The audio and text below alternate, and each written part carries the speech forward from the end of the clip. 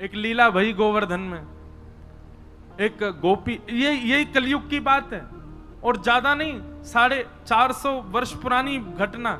श्रीनाथ जी जब विराजते थे 500 वर्ष के आसपास, तो सखी कथा सुन करके गई और कथा में व्यास जी बता रहे, बोले लाला घर घर जावे माखन चुरा के आवे, और बोले गोपी नयो नयो नूतन नूतन माखन निकारे ताकि लाला को लोभ आवे चुरावे को। तो वो गोपी अपने घर गई, घर जाकर के वहां ने माखन मथो, और वो माखन मथते समय हमेशा तो यूं सोचती लाला मेरो खावेगो, मेरो पति खावेगो, मेरी सास खावेगी, सबके काजे माखन निकालूं, घी बनाऊंगी। लेकिन आज वो दही मथते मथते मन में विचार कहा कर रही है, काश मेरे यहाँ को निकरो भयो माखन कभी श्रीनाथ जी पावे, और मैं जाकर के नहीं पवाऊं, वो मेरे घर आके पावे। सुबह ने कहा कियो, मक्खन निकाल करके मटकी में भर के, और मन में विचार करने लगी, बोले अब उनको कहा पता होगी कि मेरे घर मक्खन निकोए, इतना बड़ा संसार, वो तो सबको ध्यान रखें, उनको कहा पता होगी कि मेरे घर में मक्खन धरो है। कोई बात ना, मैं ही बता के आऊं। मक्खन की मटकी संग में लेकर के गई और श्रीनाथ जी के मंदिर में खड़े है के सब तो दर्शन कर रहे हैं, और वो दूर से मक्खन के ऊपर की मटकी को भाग हटाए के ऐसे ठाकुर जी को दिखा रही है, लाला धौरी गैया के दूध को जमाए करके दही बनाए और वाकू मत करके बढ़िया मक्खन निकारो मैंने, आहा ऐसी सुगंधी आ रही है, कोई को ना दूंगी मैं, तेरे काजे निकारो है, तू आजा घर पे आके, या को चोरी कर ले जा, मैं कोई सो ना कहूंगी, तू बस चोरी कर ले जा। और ठाकुर जी को दिखा रही है दूर से मटकी। एक दिन है गयो, ठाकुर जी नहीं आए, दूसरे दिन फिर पहुंच गई, फिर दिखावे ठाकुर जी फिर भी नहीं आए। अब तो वहां को नियम बन गया, रोज मक्खन निकाले, और बोली मैं हूं देखूं कब तक नहीं आवे को, रोज पहुंच जाए और ठाकुर जी को मक्खन दिखावे।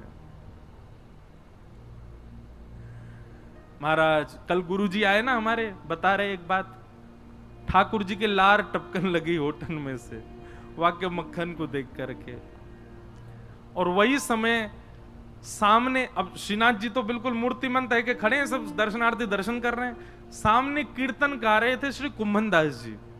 तो कुम्भन दास जी भी होंगे यहाँ पे, कहाँ हैं? वो सब तो कोने में भैया, दिखाई दियो कहीं से दिख जाए तो। कुम्भन दास जी, लाला पता हो तो कौन से हैं? वो भैया कैमरा वाले, कौन से कुम्भन दास जी? वो हैं कोने वाले सबते, बूढ़े बुजुर्ग से बेचारे। ये कुम्भन दास जी कीर्तन गा रहे, और कीर्तन गाते गाते नहीं दिख रहे, ऊपर ते ले ले भैया, सबन को दिखाए दे बड़ी स्क्रीन में। अब यहां देखो सब लोग, जब देखें तब देखियो उन्हें। तो कुम्भन दास जी कीर्तन गा रहे, और कीर्तन गाते गाते कहा देखो ठाकुर जी के लार टपक रही है यहां ते, और लार टपकती देख के श्री कुम्भन दास जी मन में सोचने लगे, हो जय जय को कछु भोजन को मन कर रो दिखे। तो ठाकुर जी इन अष्ट सखाओं से बात करते थे, तो जैसे पर्दा आयो, कुम्भन दास जी पर्दा के भीतर झांक के बोले, जय जय कहा भयो, कैसे लार निकल रही है? तो ठाकुर जी बोले, एक गोपी आवे, रोज आवे, और रोज मटका में मक्खन लेके आवे, दूर से मुंह दिखावे, और मुंह को लोभ दे के जावे, तो या को पाके जा, या को पाके जा। दिखे कुम्भन दास? हाँ भैया अब हटाए तो बस दिख गए ना। अब सोचो ये कैसे बूढ़े बुजुर्ग से, इनसे ठाकुर जी लीला करते। अब ये पूरी वृत्तांत जो मैं आपको बता रहा हूं ना, यही रास है, इसी को ही रास कहते हैं। हम आप सबन को ठाकुर जी ऐसे ही दिखाई दे रहे हैं, ये रस है, लेकिन कुम्भन दास जी को लार में दिखाई दे रहे हैं, ये रास है।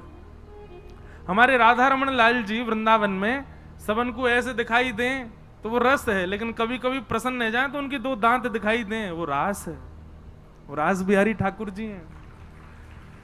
ठाकुर जी अपनी लीला थोड़ी थोड़ी प्रकट करने लग जाएं, वही को रास कह में। तो कुम्भन दास जी बोले, जय जय कहा भयो, कैसे लार निकले? बोले, एक गोपी रोज आवे और मुंह को दूर से ही मक्खन दिखावे, यो के लाला आजा मेरे घर आके चोरी कर जा, और बता मुंह को लोभ दे के जाए। भाई यो शर्म नहीं आ रही है, मैं परमात्मा मुंह लोभ दे रही है? कुम्भन दास जी बोले, अरे ब्रज के लोग तो बड़े भोरे हुए, जय जय। कोई बात ना है, आप दूर से ही स्वीकार कर ले, दूर से ना मेरी लार यही मारे निकरी, अब तो मोर खावे कोई मन हेरो है। बोले हजारों वर्ष है गए भैया, कृष्ण लीला के बाद चोरी ना करी, मेरो बहुत जोर ते मन हेरो है, बाग गोपी के यहाँ चलें, चल के चोरी करिए। कुमनदास जी बोले भगवान बन गए हो अब आप, दूर दूर से लोग दर्शन करवे आमे आपके श्रीनाथ जी रूप में, वहां के यहाँ जाके चोरी करोगे, पता चल गई तो कैसी निंदा होगी। ठाकुर जी बोले निंदा कम है हमारी, दुनिया चोर कह के बुलावे, और कहा निंदा होगी। निंदा की चिंता ना है, मुख तो भैया वह माखन खावे को मन करो। और वह गोपी को भाव इतना बढ़िया लगे, कुंभना तू मेरी जगह खड़े है कि देखेगो तेरे मुंह में लार आ जाएगी, ऐसा बढ़िया मक्खन निकाल के और दूर से ही दिखावे। कुमनदास जी बोले कहा करनो बताओ। बोले रात्रि में जैसी शयन है जाए मंदिर को, सोई तू पीछे खिड़की पे आ जाइयो, और मैं खिड़की से छलांग मार के बाहर आ जाऊंगा, तेरे कंधा पे बैठ के दोनों चलेंगे चोरी करके आवेंगे। कुमनदास जी बोले बड़ो बूढ़ो आदमी में मुंह पे चलो फिरो जाए ना है, आपको लेके कंधा पे कहां जाऊंगा मैं। ठाकुर जी बोले कुंभना तू बस एक बात, एक सूत्र अपना ले। बोले कहा शीघ्रता रखियो, बस देरी मत करियो, विलंब मत करियो, और जैसो मैं कहूं वैसो कर तो चलियो, बाकी सब मैं संभाल लूंगा, तू बस ले चल मुझे। रात्रि में मंदिर कपाट बंद है गए, शयन है गए, सब दर्शनार्थी अपने अपने घर चले गए, मंदिर के सेवायत सब चले गए।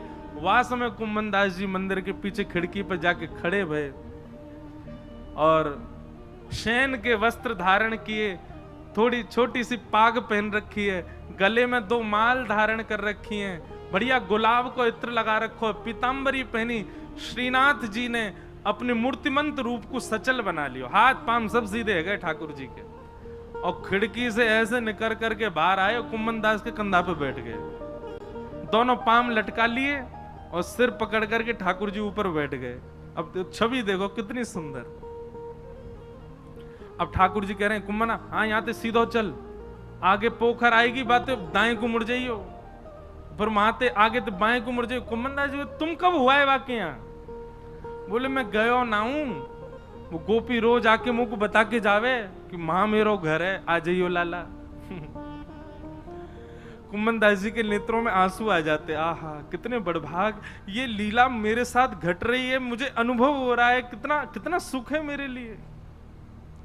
और ठाकुर जी कुंभनदास जी के संग गए और वह गोपी के घर में ऊपर से छत पे ते प्रवेश कर गए, सब सो रहे हैं गहरी निद्रा में, और ठाकुर जी कह रहे हैं अचक अचक के चल, आवाज मत करियो नहीं तो आ जाएगी गोपी। ओ देख कुंभना वो टंग रही मटकी, ले चल बा के पास। कुंभनदास जी पाम पकड़ रखे, नेक नेक से पाम है ठाकुर जी के, पाम पकड़ करके ले गए। सोई ठाकुर जी ने अधर सिर पकड़ करके यहाँ तो दोनों पाम रख लिए, और सिर को नेक छोड़ के अपनो नेक बैलेंस संभालो गिर नहीं जाऊं, और तुरंत वो मटकी पकड़ ली, छीका पे लटक रही ऊपर। अब तो ठाकुर जी निकार निकार करके प्रेम से पामे। कुंभनदास जी बोले अकेले कृपाओगे नेक दे दो नीचे प्रसाद। सो ठाकुर जी मक्खन लेके अपनी जीभ से चाटे और अपनो झूठो मक्खन ही ऐसे नीचे हाथ करके गए ले कुंभना। अब कुंभनदास जी के कभी आंख पे लग जाए, कभी नाक पे लग जाए, कभी मुंह पे लग जाए, पर कुंभनदास जी के तो रोम रोम नृत्य कर रहा है, नेत्रन से अविरल अश्रुधार गिर रही है। आहा ये लीला ठाकुर जी की कैसी मधुर। कुंभनदास जी बोले नेक देखूं तो सही है चोरी की लीला है कैसे रही है। तो कुंभनदास जी ऐसे पाम पकड़ के जैसे ही ऊपर देखने लगे, सो महाराज ठाकुर जी तो मक्खन निकार निकार करके पा रहे हैं, और ठाकुर जी की धोती है का वो ढीली है कि नीचे को खिसक रही है। कुंभनदास जी बोले जय जय जय जय संभालो, हो है जाएगी नहीं तो हो। जैसे ही कुंभनदास जी ने कही सोई ठाकुर जी ने 4 भुजा प्रकट कर ली, 2 भुजा से तो धोती पकड़ के खड़े और 2 भुजा से मक्खन चुरा रहे हैं। बोले चतुर्भुज भगवान की।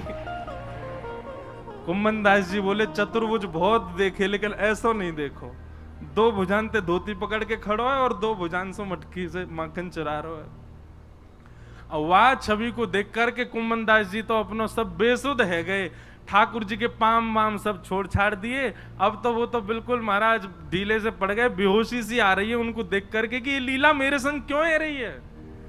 ठाकुर जो ए कुंभना तू हिलकाई करो, ए कुंभना ऐसे मत कर, मटकी गिर जाएगी। अब कुंभन दास जी तो मूर्छा में आ गए, ठाकुर जी के हाथ से मटकी गिर गई और जैसे ही फूटी घर के सबरे लोग चोर चोर चोर आ गए हो, चोर आ गए हो, चोर आ गए हो। कुंभन दास जी तो नीचे गिर गए, ठाकुर जी ने छींका पकड़ रखो, लटक गए ऊपर।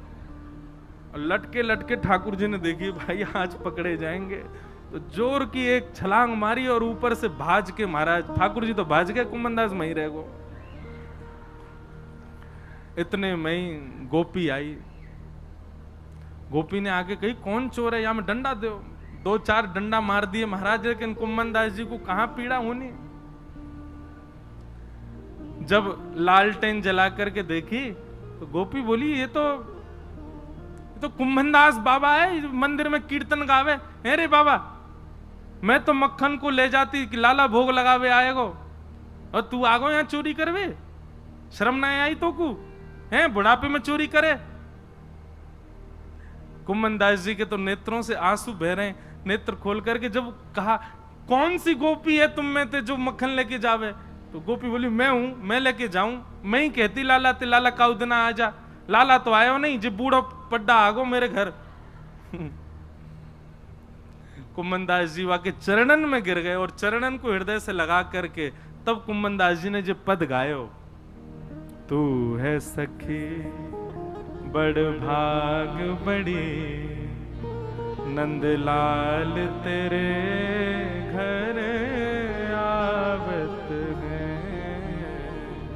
तू है सखी बड़ भाग बड़े, सब लोग गाओ, नंदलाल तेरे घर आवत है। ये रास है, इसको रास कहते हैं, नृत्य को रास नहीं कहते। तू अपनो श्रृंगार करत है, तू अपनो श्रृंगार करत है। ये दर्पण हाथ दिखावत है, ये दर्पण हाथ दिखावत है। तू है सखी बड़ भाग बड़ी, गोपाल तेरे घर आवत है।